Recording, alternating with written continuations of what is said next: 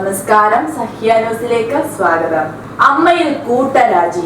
മോഹൻലാൽ അടക്കം മുഴുവൻ ഭാരവാഹികളും രാജിവെച്ചു. ഭരണസമിതി പിരിച്ചുവിട്ടു.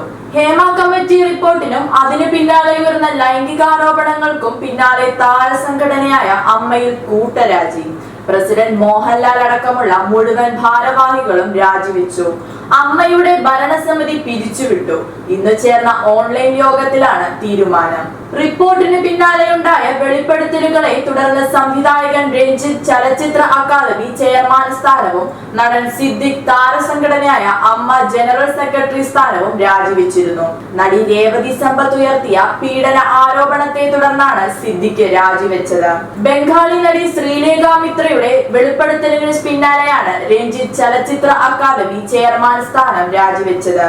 പിന്നാലെ ജോയിന്റ് സെക്രട്ടറിയായ നടൻ ബാബുരാജിന് നേർക്കും ലൈംഗിക പീഡന ആരോപണം ഉയർന്നതോടെ വലിയ പ്രതിസന്ധിയിലൂടെയാണ് അമ്മ കടന്നുപോയത്.